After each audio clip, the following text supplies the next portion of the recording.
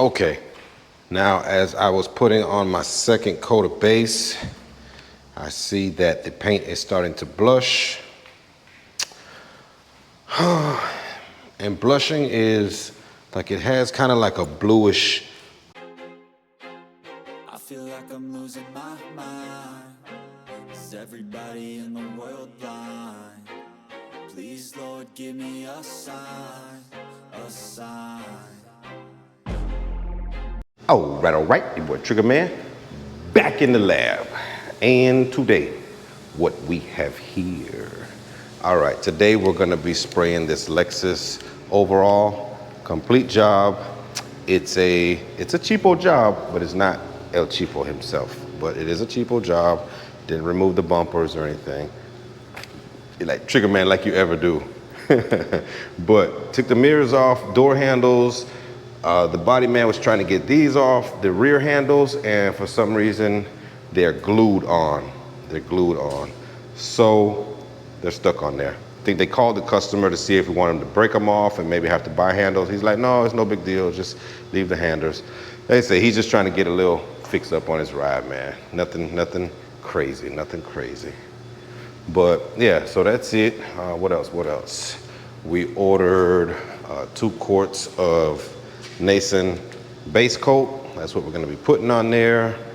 I'm gonna seal this. I'm gonna put some black sealer, only because there's so much sanding. I don't know if the prepper, nailed everything the way she should. So I'm gonna seal it and base it with the LPH 400. And then clear, I'm not sure yet because it is cold in here. It's about 60 degrees. Well, that's not cold for some of you, but for here in Florida, Pompano Beach, it's cold, okay? Especially to do an overall. So I'm gonna use something with a 1.2 tip, because it's colder, and I don't want to get a whole bunch of runs, okay? So I always just downsize one tip size. So 1.2, we're gonna shoot it with, but I only have I think 2 guns with me that are 1.2. That's my Seder Jet 5500, and then I have a Segola 4600 with a 1.2. So it's gonna be one of those guns, I'll see. But yeah, definitely need a 1.2 in this weather. So that's what we're gonna do, man. Gonna go ahead, mask up, mix up, and we'll get to it. Okay, now I'm pretty much showing you guys this just in case you're one of those guys that are working in less than perfect conditions. Many of you already know this, but some of you are new. These are my conditions. Dirt, and dust right in front of my booth that sucks in. And sometimes you got to make it work, okay? Big gaps, about a 1/2 inch thick. Big gaps, okay? You can still see out there. You see the sprinkler going. And I'm showing you this not for the guys to say, Trigger Man, you can get a seal, you can buy this, you can get foam. I know about all that stuff. I don't care about this stuff, okay? I'm showing guys that big gaps under the floor, big gaps in the doors. We don't make excuses, We just make things work. That's why I'm showing you this. Please don't load me with the questions about the seals you can buy, the rubber. I know all of that stuff, okay? That's for the owner. That's his business. I do what I gotta do to make my jobs come out right, okay? So, again, I'm just showing you guys that for the guys that are spraying in less than perfect conditions. And I'm just here to tell you that there's always a way to make this stuff work and get a flawless job, regardless of whatever type of environment you're in. Carports, your garage at home, a barn with damn goats running around. We make it work, man. That's what I need you guys just to to understand, you can make it work no matter how your conditions are. There's a way. There's a workaround to make anything work. I first got here to this shop, I would hear the stories from the other employees, the boss's friends. Like every day, the buffer would not stop running. They all tell me that. All of his different friends that come to the shop. Man, Trigger, before you came here, man, that buffer, it never stopped. You hear that buffer all day. Runs, dirt, dirt, dirt, dirt. I crank the buffer up a couple times a week. It can be done in the same environment, So I just want you guys to know that, that's all. You guys spraying from home or even in the shop, that's pardon my French, a shitty shop, like so, you can make it work. Okay? It takes a little experience, some common sense, and you can make it work. I'll make this work anywhere. Okay, so now, after that's over. So yes, I put the sprinkler down outside just to keep that dirt down right in the front of my booth, because the booth is pulling that in. A lot of trucks come through there. So yes, it's less than ideal for painting a car. That's the last thing you want. But I tell you, man, since I've been at this shop, it's made me a much, much, much better painter than I was when I sprayed in all of the fancy spray booths, It was a challenge, but I love it. I appreciate it. I embrace it. So when I leave here and go back to the fancy booths, I'm going to be one bad motherfucker. You know what I'm saying? But anyway, okay. So now, put down my black sealer. One coat of sealer down. And that's a 2K sealer going into the base coat. So yeah, this vehicle had been painted before, previously, with... It was screwed up. Whoever painted it, there was runs everywhere. There was still one spot where I saw the runs that were in the door. It was actually on the passenger front door. I saw the runs in there. I told the prepper. Actually, I made the marks around it. Make sure you sand these runs out, because when this is finished, if those runs aren't sanded out completely, those runs will become my runs. And sure enough, a tad bit of those previous existing runs became my runs. They're now the Triggerman runs. But no, it's just a little slight thing. You can't even notice it. Like, nobody else would notice it. The owner won't. But I did, because I saw it there in the previous paint. And yeah, so that's what it is. So using my LPH on the sealer as well as the base coat. Reason being, you caught a glimpse of the beginning of what the finish looked like, correct? Yes, okay. I recently had a subscriber who I've already mentioned on the channel before, but I'm not going to put him on blast for this question that he had. But he's getting a lot of texture. He's getting a lot of orange peel in his finishes. So I'm like, okay, what are you doing? What's going on? And 2K sealer. He's using, I forget the spray gun. I forget the spray gun he's using, but he's getting more orange peel than he would like. So what I suggested to him is that, and he also sent me footage of him spraying and so forth. And from what I see, the technique is good. Everything is good. It's technique on the orange peel. Technique on the sealer, technique on base, and clear coat. But what I'm sure that's coming from, and which a lot of you guys that do this for a living, full time, not part time, not suit and tie during the day, evening and weekends, not those guys. The guys that do this all day, full time, your bread and butter here, you know that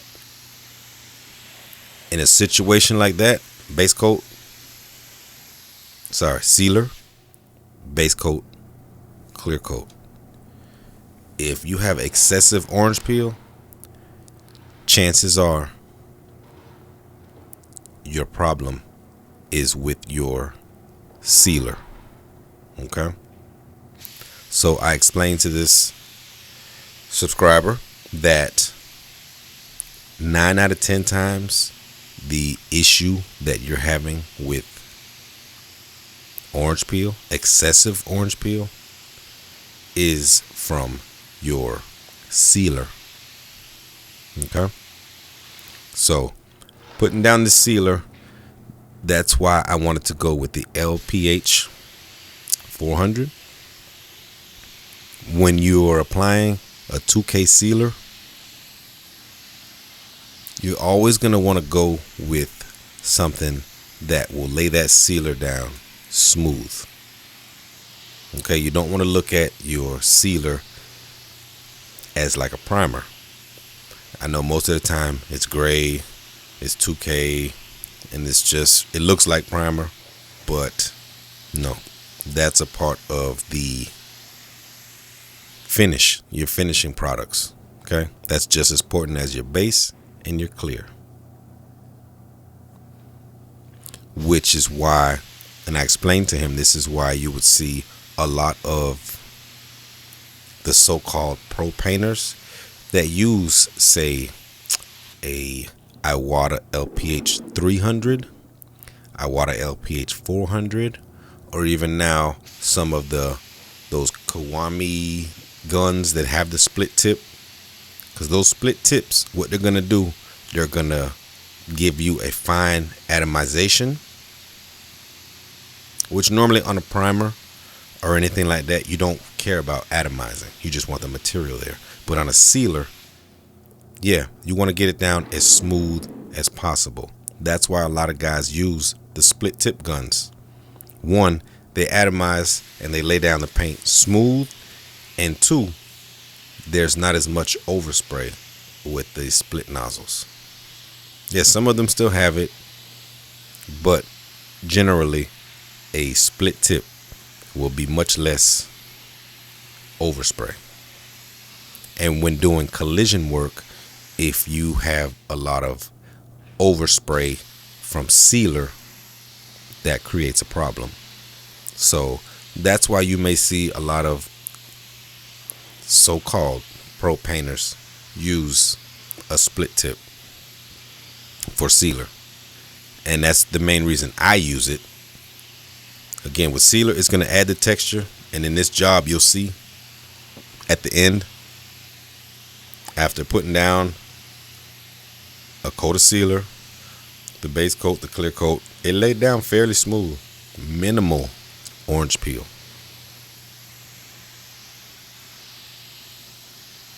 I do have the LPH 300, which is from Iwata. That's what they call their sealer gun, because that's what they do, man. That's what they're for.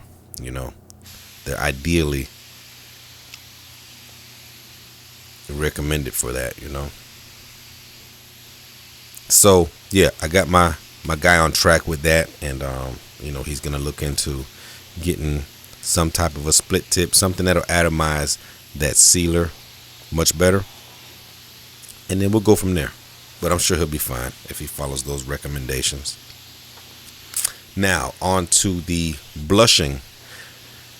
Yeah, so I had some paint blushing on this one in the base coat. A lot of times it'll happen in the clear, but it can also happen in the base coat. So that's what I got going on here on my second coat of base, started to blush. And blushing usually comes when humidity comes across the vehicle. You have humidity that's just affecting the paint. And yeah, I think this is where I started to notice it. Okay, now as I was putting on my second coat of base, I see that the paint is starting to blush. And blushing is like, it has kind of like a bluish haze to it. Okay, it's almost like a milky bluish type of look. So what's happening, because the weather's all crazy, it's cold, plus the sun is poking out, and then I'm wetting the front out there with the sprinkler, so the humidity is coming across, and it's, yeah, I'm not sure if it's picking up on camera, but it's definitely all up in there. So the thing, when that happens, it's called blushing. It's not modeling, it's not any of that stuff. It's called blushing. Back in the days, we would use a product called retarder. So two things that I've always done when this, yeah, like right there, there's like a bluish cast to it. What I've always done, one, you can use heat. Like if it's a small panel or something, you can use a heat gun or put a heat lamp on it, or you can shut off your booth or wherever you have your airflow coming. And this is actually the method I'm doing, okay? I shut off the booth, so the airflow that's moving across the vehicle, it's off. I shut off the booth, so there's no airflow right now. So what I'm gonna do, turn down the pressure and give a light drop coat over the entire vehicle, and then that will eliminate the blushing, okay? That'll eliminate it. Again, if you have heat, a heat booth even better, you know. But for those of you doing this from home or in little man-made paint booths and you don't have all that stuff, then that'll definitely work. So that's what I'm gonna do. I shut off the booth out there, and now I'm gonna go ahead and just put a light coat over the entire vehicle, even places that I don't see it, because once it gets outside, you'll see it. So that's what we're gonna do. Okay, so like I said, the spray booth is off. You can hear the fan is not running, and cut my pressure down to 15 psi on the LPH. And again, a light coat over everything.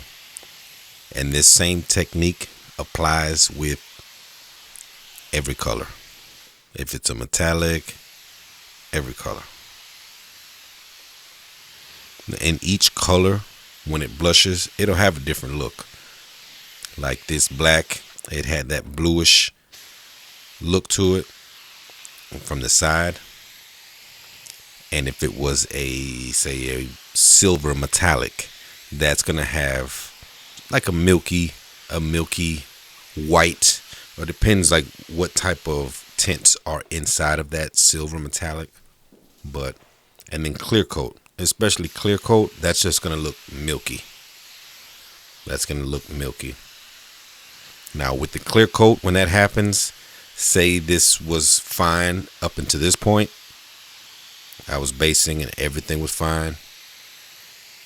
Then I started to clear, and it began to do that. Again, shut off the booth. Most of the times, it'll lighten up if you had not already been spraying it for a while and you let it sit there. As soon as you see it, shut off your airflow, whether it's a booth, if you're in your garage, whatever you have that's bringing that breeze across the vehicle, shut that down. Stop it immediately.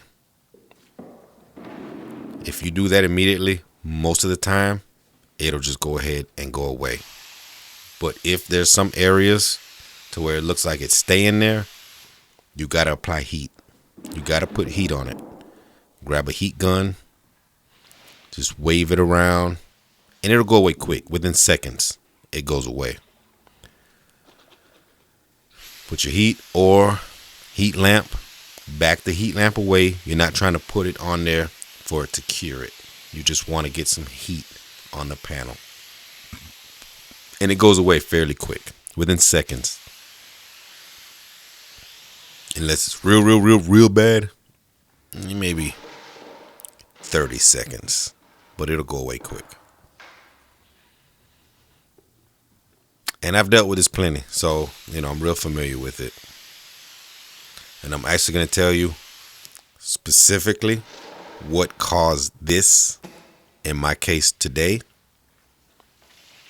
This was caused by the sprinkler that I was running outside. Okay, now we're down to the clear coat. 2, 5, 4, 9. 29 PSI. This is the Segola 4600 Extreme with a 1.2 XL. This was a 1.2 XL tip. So yes, in today's video, this trouble was caused from the sprinkler that I put down out front. What happened is the sun began to come up. You can even see the light in the booth now. It's lighter, it's brighter. The sun started to come up, and the sun was starting to evaporate a lot of that water that I put down out there.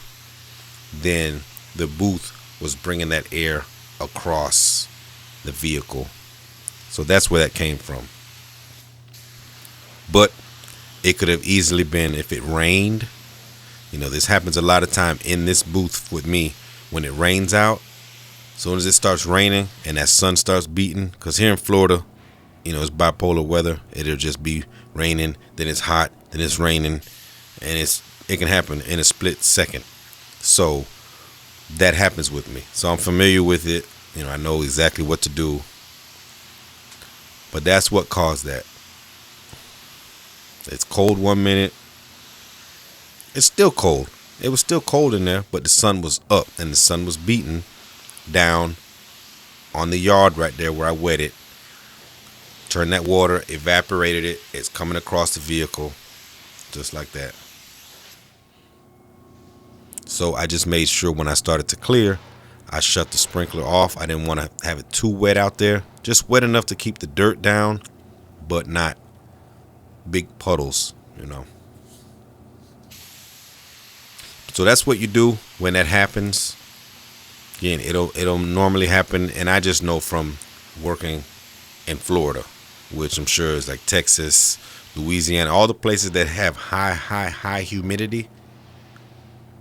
If your booth or where you're spraying is exposed to sucking that humidity across, then that's when it can happen.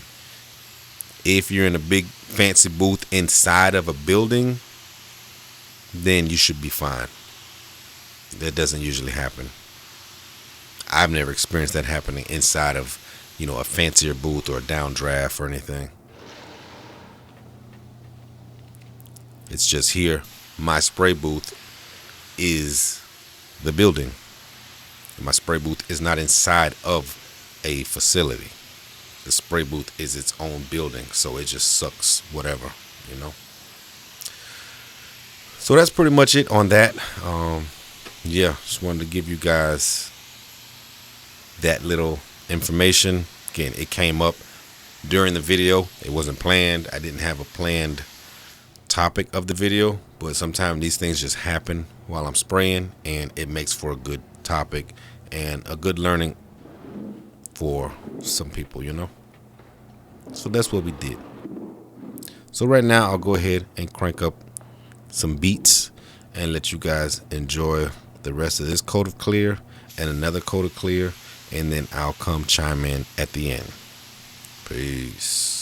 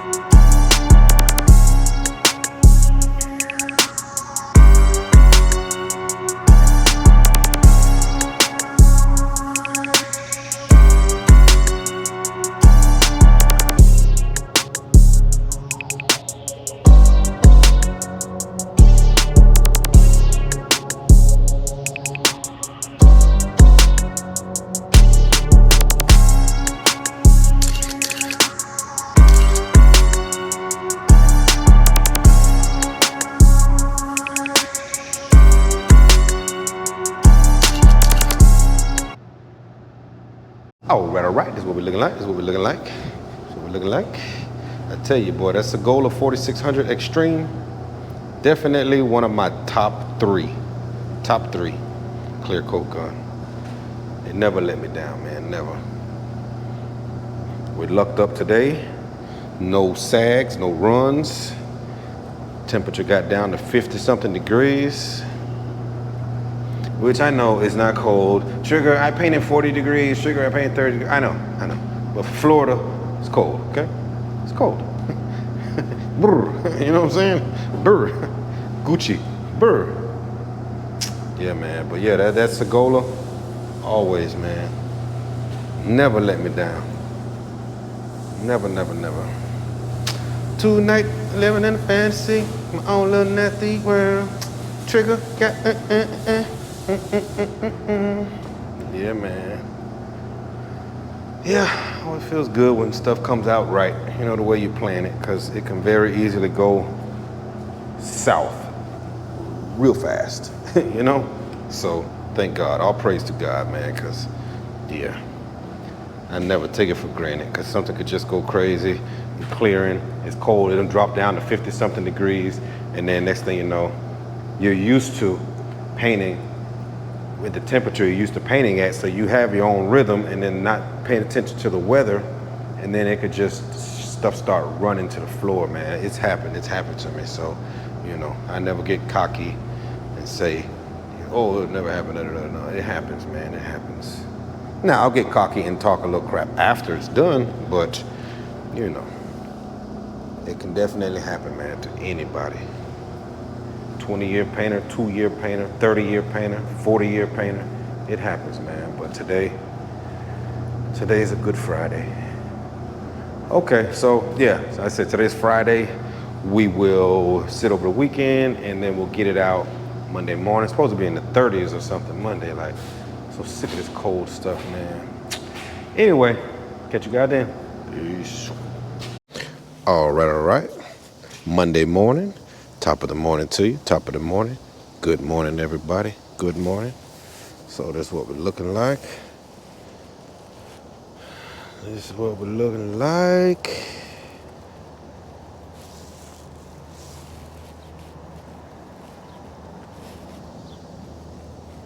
Not too shabby. Not too shabby. Could be better.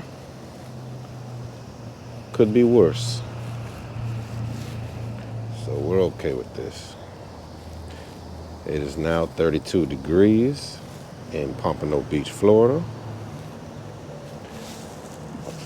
Thank God I didn't have to paint this car today.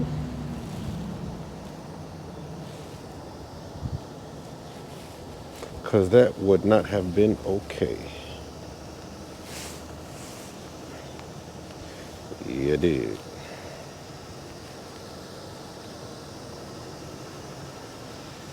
But yeah, AmTech flowed out pretty good. Don't think we need to buff anything on this one. Couple little nibs here and there, but for the most part, yeah, this is pretty clean. Pretty clean.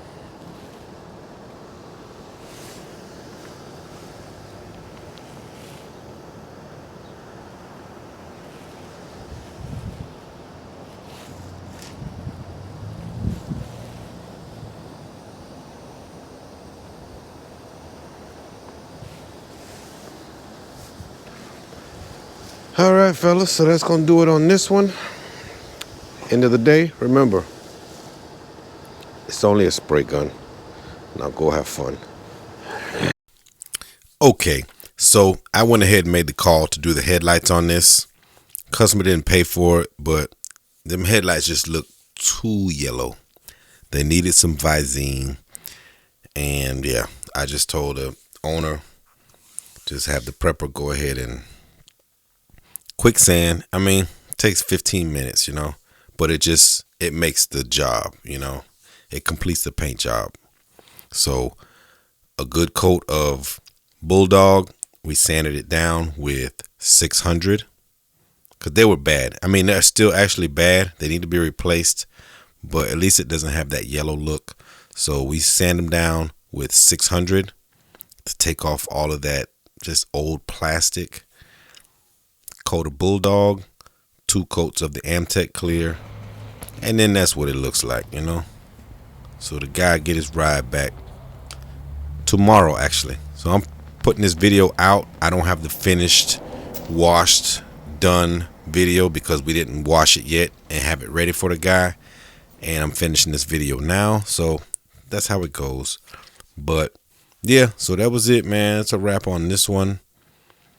Hope that helps some of you guys with the blushing, the paint blushing, base coat, the clear coat. It can happen to you. It will happen if you're out in humidity. And that's going to do it. I apologize for the glare off the sun in the camera. I know it's hard to see, but you know, that's the Segola. Thank you guys for watching, man, and I will catch you in the next one. Peace.